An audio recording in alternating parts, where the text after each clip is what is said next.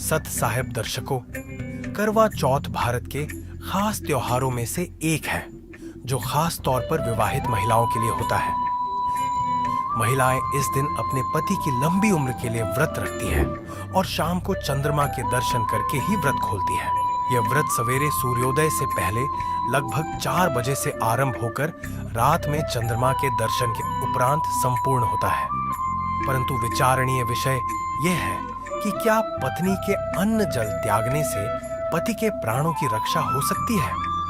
करवा चौथ के दिन व्रत रखने के बावजूद उन पतियों की मृत्यु क्यों हो जाती है जिनकी पत्नियां यह व्रत करती हैं? क्या वे अपने पतियों के प्राणों की रक्षा के लिए प्रार्थना नहीं करती होंगी? दर्शकों, आज के हमारे इस स्पेशल एपिसोड में हम जानेंगे कि वास्तव में करवा चौथ का व्रत करना चाहिए या नहीं। तो चलिए शुरू करते हैं। अरे बेटा बहू। हाँ जी मम्मी जी। अरे वाह, आज तो मेरी बहू बहुत सुंदर लग रही है। हाँ माँ जी, आज करवा चौथ का व्रत है ना, तो मैंने रोहित की लंबी उम्र के लिए व्रत रखा है। शाबाश बहू, यही तो सुहागनों की पहचान होती है। अरे बेटा, कौन आया देखना जरा।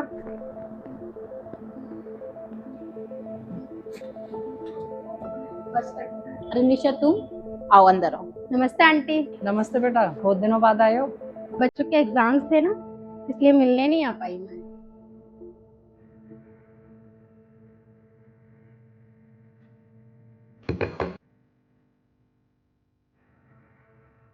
और बताओ निशा, सब बढ़िया? मैं ठीक। ये लो, तुम लड्डू खाओ। ये क्या है? ये प्रसाद है, हमारे गुरुजी का समागम था ना, अच्छा तो वहाँ से मिला है। अच्छा निशा, तुमने ये तो बहुत बढ़िया किया। तुझे आज पता है, आज मैंने करवा चौथ का व्रत रखा है रोहित की लंबी उम्र के लिए। वैसे प्रिया, तुझे एक बात बोलूं? बिल्कुल।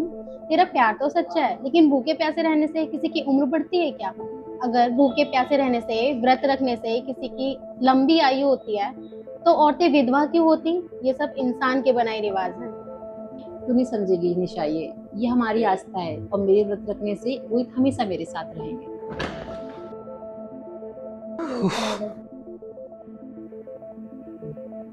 और रोहित, कैसा रहा दिन आपका आज? बहुत बहुत काम था आज, तो थक गया बिल्कुल। अच्छा, जल्दी से हाथ मुंह धो लो, व्रत खोलने का समय भी हो गया है। क्यों रखती हो ये व्रत? कुछ नहीं होता है व्रत रखने से, भूखे मर के क्या मिलेगा? हाँ, कब से मैं भी इन्हें यही समझाने की कोशिश कर रही हूँ। तो प्रिया, सच्चाई ये है कि मनुष्य जन्म का उद्देश्य है सच्चे सतगुरु की शरण में जाकर सच्ची भक्ति करना, वरना 84 लाख योनियों में बहुत दुख उठाने पड़ते हैं।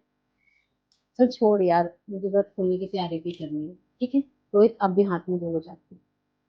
आज समाज में अंधविश्वास इस कदर बढ़ गया है कि लोग सच्चे ज्ञान की बातें सुनने तक को तैयार नहीं हैं।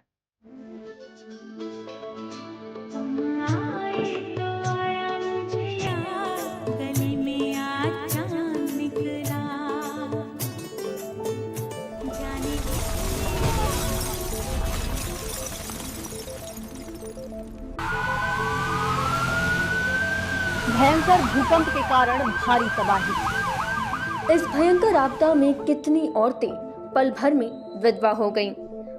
आज न उनके व्रत से उनका सुहाग बच पाया और ना ही वे स्वयं की रक्षा कर सके।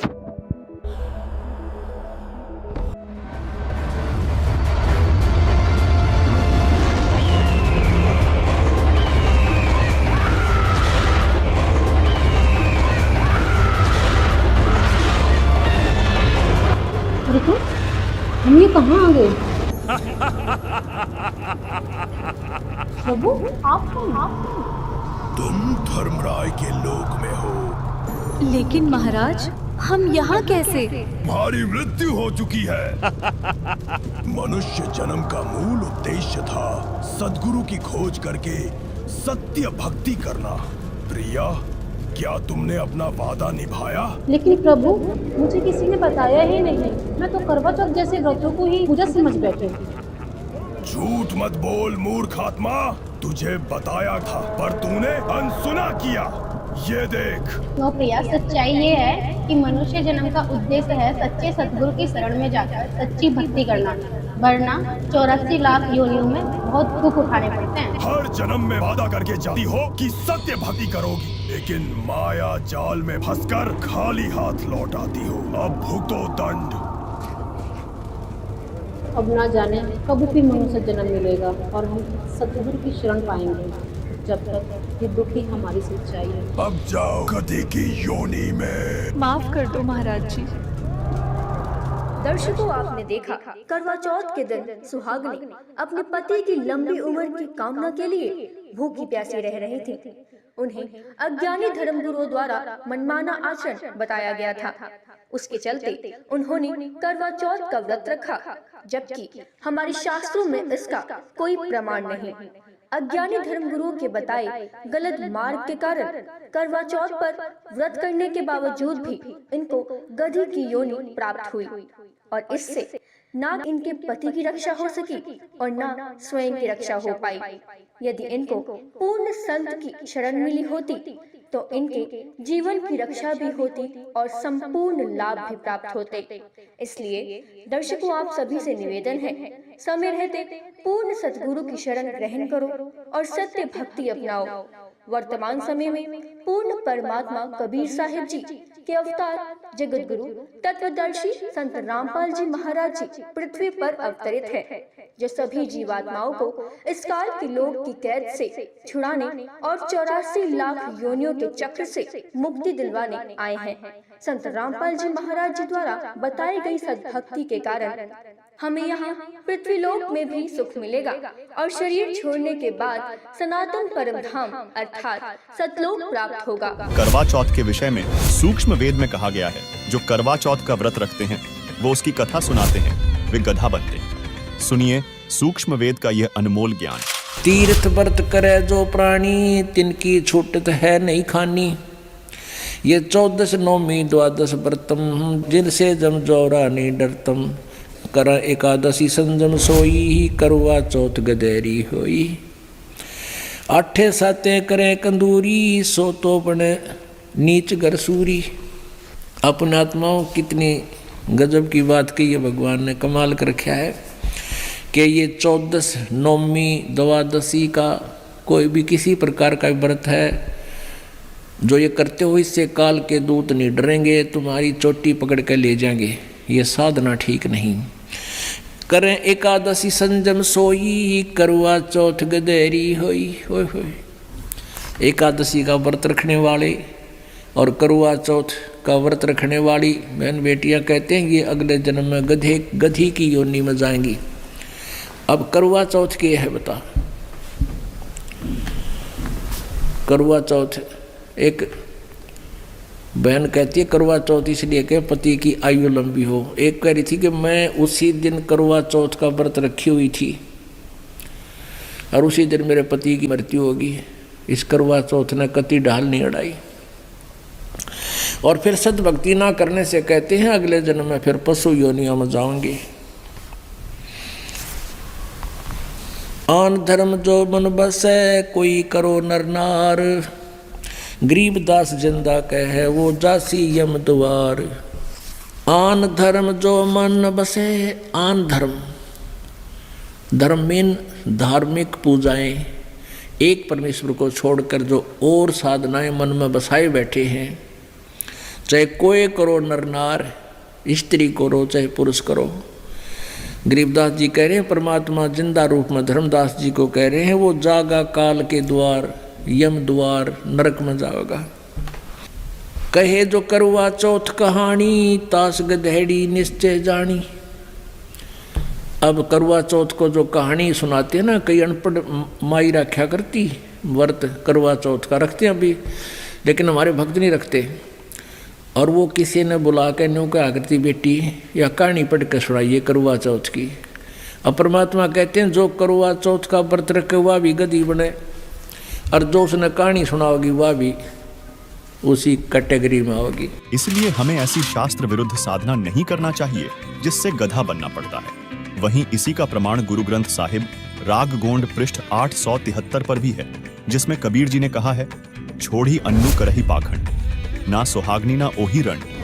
अर्थात जो महिलाएं अन्न का त्याग कर व्रत रूपी पाखंड करती हैं, वह न तो सुखी दुल्हन होगी और न ही सुखी विधवा होगी। और दूसरी ओर यह भी माना जाता है कि विधि का विधान अटल है, उसमें कोई परिवर्तन नहीं कर सकता। तो फिर भाग्य से अधिक पाने की आकांक्षा क्यों? ये उतना ही हास्यास्पद है जितना विडंबनीय। एक स्त्री और पुरुष दोनों ही परमेश्वर की संतान होते हैं एवं दोनों ही आत्माएं परमेश्वर को अति प्रिय हैं। फिर एक के भोजन और जल का त्याग करने से दूसरे की आयु वृद्धि की कामना करना कितना सही है। और यदि पत्नी के व्रत करने से पति की आयु बढ़ती होती तो करवा चौथ का व्रत रखने वाली माताओं बहनों के पति करता चौथ वाले दिन को ही मृत्यु को प्राप्त नहीं होते तथा आज कोई भी महिला विधवा नहीं होती। अब प्रश्न ये उठता है कि यदि करवा चौथ के व्रत करने से नहीं तो कैसे बढ़ेगी पति की आयु? तो पति की आयु ही क्या, प्रत्येक प्राणी की भी आयु बढ़ सकती है यदि हम पूर्ण परमात्मा की भक्ति करें तो, क्योंकि वेदों में लिखा है कि पूर्ण परमात्मा अपने साधक की आयु को भी बढ़ा देता है। अब थोड़ा सा प्रमाण वेद दिखाते हैं आपको। ऋग्वेद मंडल नंबर 10 सूक्त 161, ये देखिएगा, ये 161वां सूक्त है और इसका मंत्र नंबर 2 है।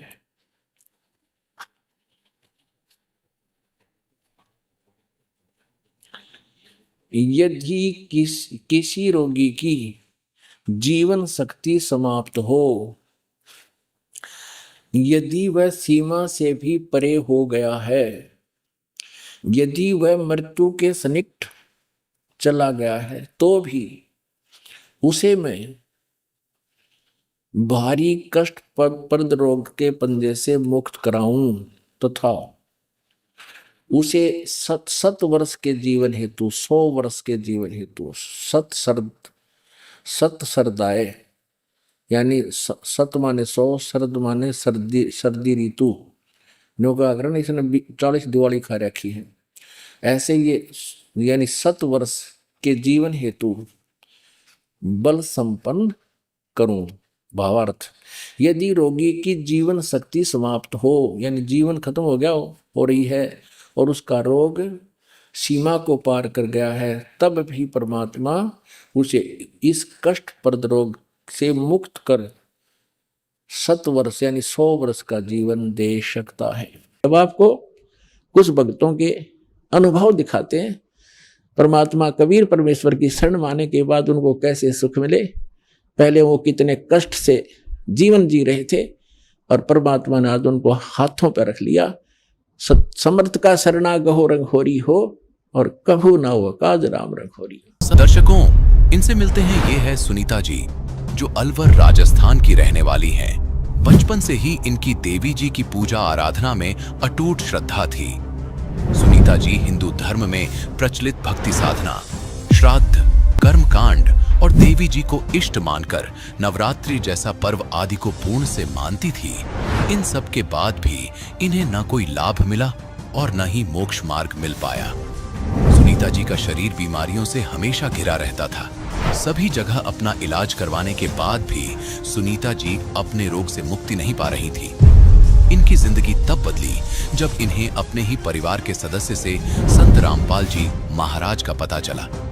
सुनीता जी ने बिना किसी देरी के संत रामपाल जी महाराज से दीक्षा ली और उनके द्वारा बताए गए सभी नियमों का पालन पूर्ण रूप से किया। संत रामपाल जी महाराज द्वारा बताई भक्ति से सुनीता जी पूर्ण रूप से रोग मुक्त हो गई। आइए सुनते हैं सुनीता जी की कहानी उन्हीं की जुबानी। नमस्कार जी। नमस्ते सर।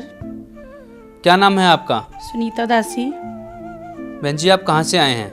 मैं अलवर राजस्थान से हूँ। संत रामपाल जी महाराज जी से आपने नाम दीक्षा कब ली?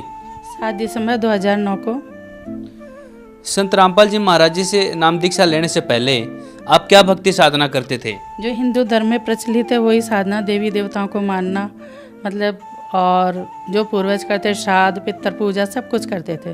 व्रत भी रखती थी। मैं छोटी सी थी जब से मंदिरों में जाना, जैसे महिलाओं को, बुजुर्ग महिलाओं को देखती थी, उनके अकॉर्डिंग ही मैं उनका पीछा, जैसे वो परिक्रमा लगाती तो मैं भी लगाती थी, सब कुछ वो करती थी। मैं छोटी सी से मतलब पूजा अर्चना में बहुत ज़्यादा मतलब मुझे श्रद्धा थी। नवरात्रि हमारे मायके पक्ष में होता नहीं था, लेकिन मैं देवी जी को बहुत ज़्यादा इष्ट मानती थी, इसलिए घर वाले मना भी करते थे, तो मैं पड़ोस में जाके नवरात्रि की पूजा करती थी।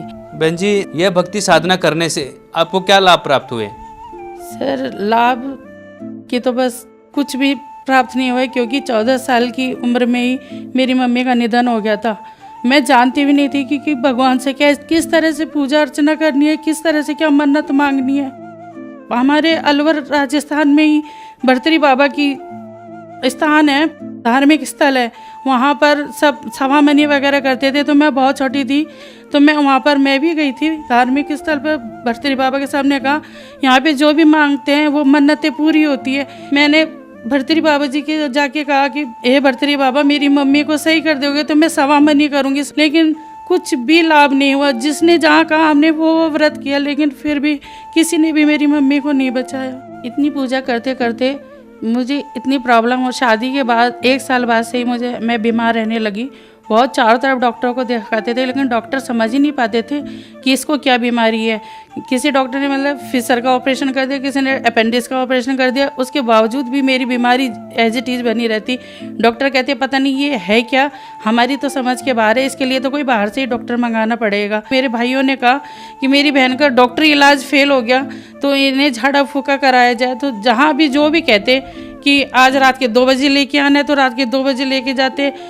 किसी कहे कि पुल के नीचे ये कर आओ, कि सिंदूर लिया, कोई मृगनैनी का वो खा लो, जो कहा जो हमने किया, लेकिन मैं मौत के मुंह में जाती रही, कोई हमें बचा नहीं पाया। जैसे रात होती तो रात होते ही मेरे शरीर में अजब सा पेन, इतना ज़्यादा कि जैसे करंट लग रहे हैं, शरीर में आग कोई जला रहा है मेरे शरीर को, इस तरह की पीड़ा होती थी। सब सोते थे लेकिन मैं पूरी रात तड़पती थी, मतलब जैसे बिना पानी के मछली तड़पती है इस तरह से मैं तड़पती थी।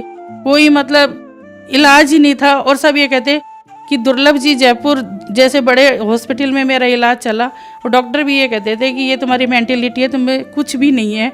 बॉम्बे से मेरी बुआ है केसरमई, तो उन्होंने ही मुझे बताया कि बेटा तू इतनी बीमार रहती है, एक बार हमारे गुरुजी के पास जो भी जाता है सही हो जाता है, उनके पास सारी इलाज मतलब बीमारियों का इलाज है।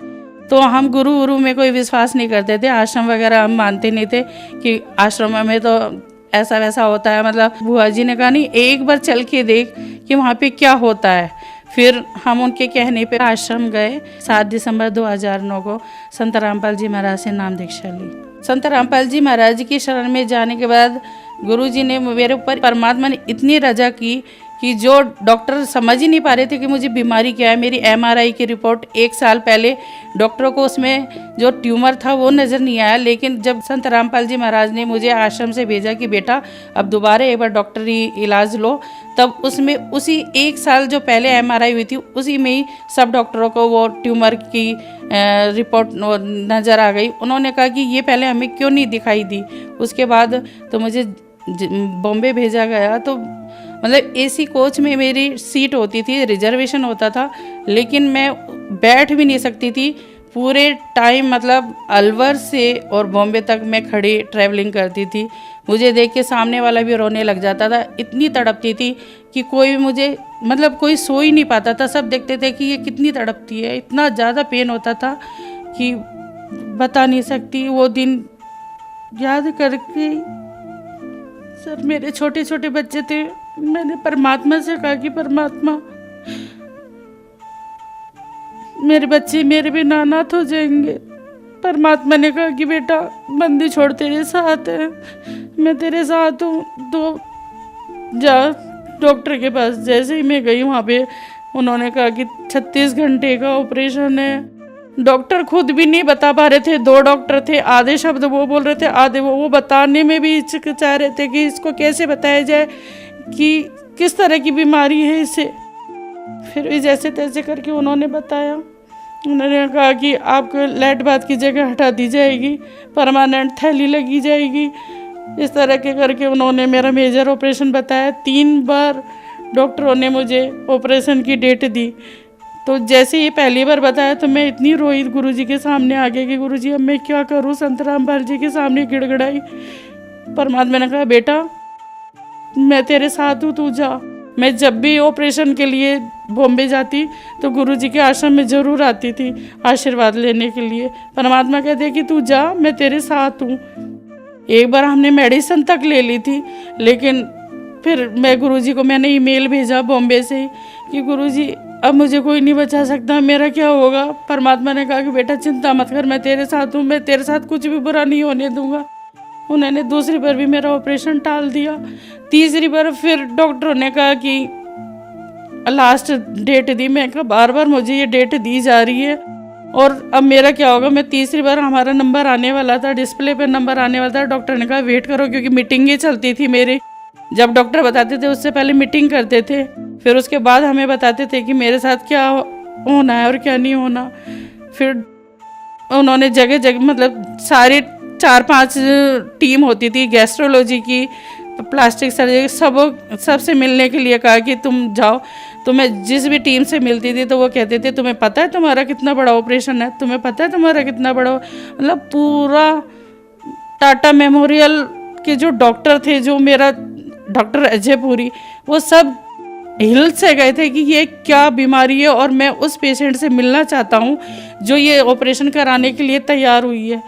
मैं तैयार केवल इसलिए हुई थी कि मेरे छोटे छोटे बच्चे थे और मेरे जो नंद की जेठ थे वो डॉक्टर थे। उन्होंने कहा कि अगर भाभी ऑपरेशन कराती है तो हो सकता है ये 8-10 साल जिंदा भी रह जाए और अपने बच्चे देख सकती है, इनके बच्चे बड़े हो जाए इतने। तो डॉक्टर भी कह रहे कि मैं वो पेशेंट से दोबारा मिलना चाहता हूँ कि उसने इतना बड़ा ऑपरेशन जो 36 घंटे किससे कहते हैं, हमारी आंखें इन्हीं पे गड़ी रहेगी, ये कैसे, मतलब किस तरह से इन्होंने हाँ किया है। लेकिन सिर्फ मैं अपने बच्चों की वजह से मैंने इतना बड़ा ऑपरेशन के लिए हाँ किया था। फिर डॉक्टर ने आखिर में डॉक्टरों ने कह दिया, तीसरी बार जब डिस्प्ले पे नंबर आया तो मैं मेरे हस्बैंड से कह रही थी कि 2 बार तो गुरुजी ने बचा लिया, अब मैं वापस नहीं जाऊंगी, अब मैं यहीं पे ही मर जाऊंगी।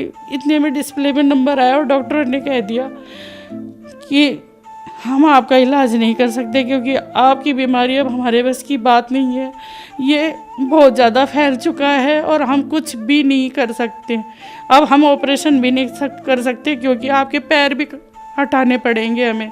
डॉक्टर ने कहा वैसे तुम अच्छे से चल रही हो, फिर रही हो, लेकिन हमें पैर फिर भी काटने पड़ेंगे और हम जीते जी आपको व्हील चेयर पर नहीं बैठा सकते। फिर डॉक्टरों ने मुझे कह दिया कि सिर्फ 1-1.5 महीने के लिए हम आपको ज़िंदा रख सकते हैं, जो आपको रेडिएशन लगेगा। फिर मैंने रेडिएशन के लिए मना करा। उन्होंने कहा नहीं, आपको रेडिएशन तो लेना ही पड़ेगा, जिससे आपके ट्यूमर को हम मतलब बिल्कुल हटा तो नहीं सकते, लेकिन 1-1.5 महीने के लिए आपकी उम्र बढ़ सकती है। इतना ज़्यादा पेन होता था कि मैं व्हील चेयर पर चलने लग गई थी, व्हील चेयर पर चलती थी। फिर थोड़े दिन आश्रम में रही, फिर बिल्कुल मुझे गुरु संत रामपाल जी महाराज ने कहा कि बेटा घर जाओ, तो फिर मैं धीरे धीरे अपने पैरों पे चलने लगी।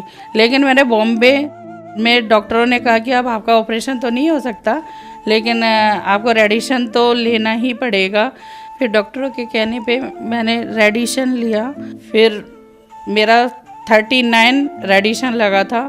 तो जैसे मैंने देखती थी कि 10-15 रेडिएशन के बाद किसी की स्किन जल के मतलब घाव से बाहर हट रही है, वो हो रहा है, तो मैं डरती थी कि मेरे साथ भी ऐसे ही होगा। मेरा तो 39, लेकिन डॉक्टर भी देख के कमाल शॉकिंग हो गए कि मतलब इतना रेडिएशन लगने के बाद भी मेरी स्किन पे कुछ भी नहीं हुआ। और डॉक्टर ने कहा कि रेडिएशन के दौरान आपकी तबीयत बिगड़ सकती है, आप साड़ी नहीं पहन सकते, गाउन पहनोगे, चल नहीं सकते, मतलब।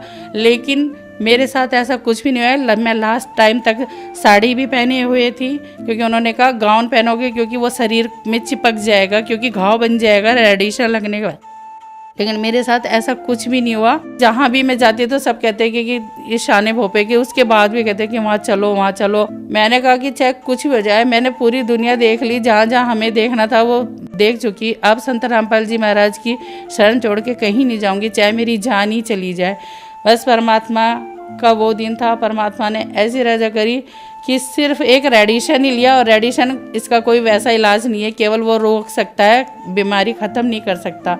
लेकिन संत रामपाल जी की असीम कृपा से मेरा कैंसर बिल्कुल ठीक हो गया। संत रामपाल जी एक संत नहीं, वो पूर्ण परमात्मा है। वो संत रामपाल जी के चोले में पूर्ण सृष्टि रचनाहार कबीर साहब आए हुए हैं, क्योंकि एक साइंस भी जहाँ फेल हो जाती है वहाँ संत रामपाल जी का शुरू होता है, क्योंकि साइंस भगवान से बढ़कर नहीं हो सकती, साइंस भी भगवान ने ही बनाई है।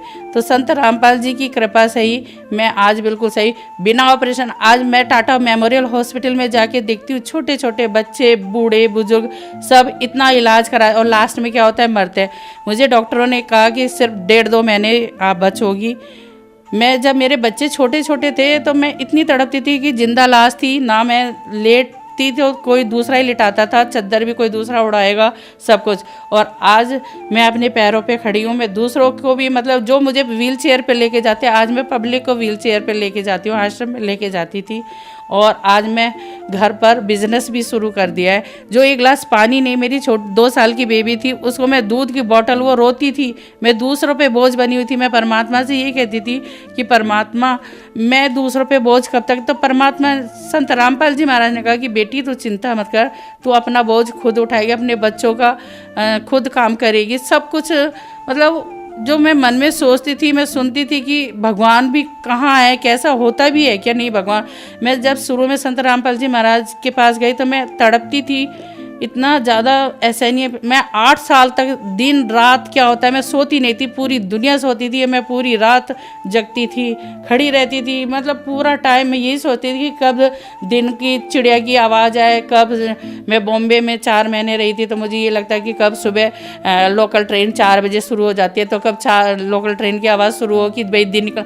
मतलब ऐसे तड़पती थी मैं, दिन रात खड़े रहती थी, समझ में नहीं आता था कि मेरा ये जीवन इतना कष्ट में। संत रामपाल जी महाराज से कहती थी कि मुझे मौत दे दो, मुझे मौत दे दो, मुझे नहीं जीना। फिर संत रामपाल जी महाराज ने कहा कि बेटा मैं तुझे मौत नहीं दूंगा, मैं मेरी बेटी को बचा के रहूँगा। इतने साइंस तो इतनी है, क्यों नहीं इतने हॉस्पिटल भरे हुए, क्यों नहीं सही हो जाते, क्यों फिर भी मर रही है पब्लिक, क्यों। एक संत रामपाल जी महाराज जी ऐसे हैं जो जीवन रक्षक है। अगर सत्य भक्ति करे, श्रद्धा रखे, विश्वास रखे, आज आप केवल ये कह दो कि भाई संत रामपाल जी महाराज से कि मैं तुम्हारी शरण में आना चाहता हूँ, तो तभी से तुम्हारे लाभ होना शुरू हो जाएंगे। बॉम्बे टाटा मेमोरियल हॉस्पिटल में जाके पूछ भी सकते हैं, जाके कह भी सकते हैं कि राजस्थान अलवर से सुनीता गुप्ता सैक्रम कोडोमा की पेशेंट, वो सारी रिपोर्ट आपको देंगे। आप वहाँ पे जाके टाटा मेमोरियल में पूछ सकते हैं। इस संसार में हर कोई थोड़ा बहुत दुखी है। आज कैंसर के हर तीसरे घर में बीमारियों का वो है। कैंसर एक ऐसी लाइलाज बीमारी जो चारों तरफ फैलती जा रही है। तो मैं चाहती हूँ कि जिस तरह से संत रामपाल जी महाराज के आशीर्वाद से मुझे बिना ऑपरेशन, बिना मतलब मैं एक मेडिसिन तक नहीं खाती, तो मैं भी चाहती हूँ कि जो भी हैं सब संत रामपाल जी की शरण में आए और अपना कल्याण कराएं, अपनी बीमारियों से छुटकारा पाएं, अपने दुखों से छुटकारा पाएं। बहन जी, संत रामपाल जी महाराज जी से नाम दीक्षा कैसे ले सकते हैं? संत रामपाल जी महाराज से नाम दीक्षा बहुत सारे टीवी चैनलों पर संत रामपाल जी महाराज का सत्संग आ रहा है और उन पर सत्यलोक आश्रम के कॉन्टैक्ट नंबर आ रहे हैं। तो वहाँ पर आप कॉन्टैक्ट करके जो आपके समीप नामदान स्थल है वहाँ से नाम दीक्षा लीजिए। धन्यवाद जी। सच्चाई भक्त की चाह हो जब दर्शन की, प्रभु जाने सब इच्छा मन की।